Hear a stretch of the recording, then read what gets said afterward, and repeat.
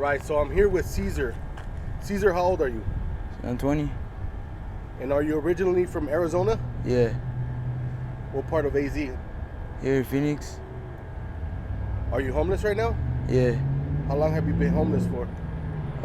Probably like less than a year. Like say 8 months. 8 months? Yeah. And how did you end up homeless? 'Cause of pills. Is that the blues? Yeah. How long have you been messing with the blues? 2 years. 2 years? Do you remember how you got introduced to them? Yeah. I was at school, and you know I would always smoke weed, and one of the homeboys came up to me with a pill, and he wanted to trade my gram for a pill, and I tried it out. You know, ditched school with the homie, and ever since that day I just fell in love with him. You know, and started doing it from there. You know. You just fell in love? Yeah, just the high. I don't know. It would make me throw up and shit a lot, but the high was just different. Like it was just something that I wanted to feel again, and I just kept chasing it, and like by the time I knew it, I was already into deep. You know, I was already fucking smoking like 20 pills a day and shit. Before you tried it the first time, had you ever heard about the blues and the negative effects? Yeah. Yeah? Yeah, I actually went to rehab a couple times, but I relapsed every time I came. But for the first time that you tried it, like, have you ever heard of it before? No, I didn't know. No? I didn't even know what the fuck they were. You know, like I just thought they were these pills, and so my probation officer called me and said that I was either that I tested positive for fentanyl. Yeah. And you know, by the time she said that, I was already doing them, and so ever since that, I just had a drug problem, and I accept the fact that I have a drug problem. But I choose to be out here, and you know, I guess I love these pills more than going home. You still have family out here? Yeah, I actually got a brother out here too, but you know, I haven't really seen him. I haven't seen him lately, but I go home once in a while. You know. You have mom and dad? Just mom. Yeah, like there's times where like I wouldn't see her like in months. It'll be like 4 to 5 months I won't see her. Then one day I just pop up and see her for a couple hours and then dip out. And next 5-6 months, it just passes. What does your mom tell you about your addiction? That when am I gonna realize the fact that I'm out here doing this to myself, and when am I gonna change, and that I should make a change, and that she has all open arms, and her doors will always be open to me and my brother, and she'll help us through everything, but it's on me, to make the decision. But I guess I'm still out here with the rest. And why is it so hard for you to stop? Do you want to stop or not? I've been thinking of stopping, but I was just thinking of it, it can't just happen overnight. I could try to stop smoking little by little, but the truth is I feel like I ain't gonna stop until until I get to that point in life. But I'm pretty sure that I'm gonna get there, I'm starting to find the resources and shit. Try to get a job and shit like that. You said you went to rehab once before? Yeah, like 2 times. Did you complete the program? Yeah, I did. Well, I was pretty much kind of forced to, because of probation and shit. Yeah. But after, I completed everything, but every time I came out, I relapsed. How long were you clean when you got out? Like at least half a year, at least. Then I just went back. But the last time I went to rehab, less than a week, I fucking overdosed and I tried to kill myself. And fucking. So it was intentional that you did that? Yeah, because of problems and shit. But I was already back on the pills. I was already, that's because I had a drinking problem before too. Yeah. Because of depression and shit like that. And, ever since I tried to kill myself, fucking everything was just different. I seen everything different. And, it's crazy, It's just how I just started going back to the same steps and shit because of these pills. So, when you try to kill yourself, what did you do? You just try to overdose? Yeah, I pretty much tried to overdose and shit, but I was in a coma for almost 3 days. You were in a coma? Yeah, for 3 days. Damn, bro. Yeah, but fucking, I guess I woke up out of it. and shit. But How was that experience? Like you being in a coma, did you see anything? Did you feel anything when you were in a Nah, coma? it was just like, I don't know. To me, it was like a dream. Like everything, it just felt like I was at home.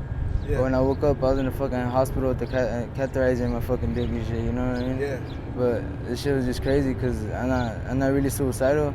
It's just the fact that there was too much pressure when I came out and I wasn't ready to fucking make a change and be sober. Because actually in rehab, some fool sneaking in pills, Yeah. and I relapsed in there. So that's why I came out doing them.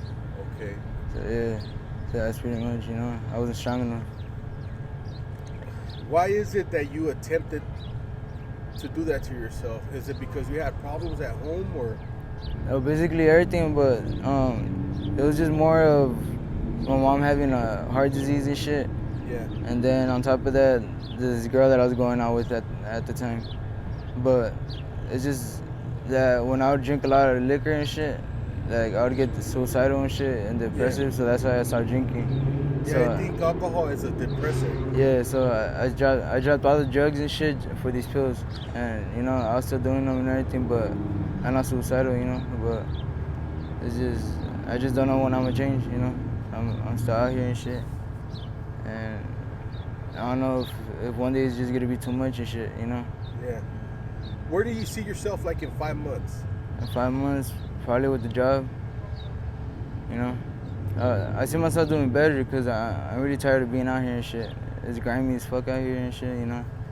And, you know, I'm fucking out here struggling, making myself struggle. But, you know, I don't have to struggle. Yeah, you don't, bro. Yeah, You know, it's just crazy. there's plenty of jobs out here. You're young, bro. You know, you're able. I don't know, man. I don't know why people choose this life. I know. But you said you've been homeless for 8 months, right?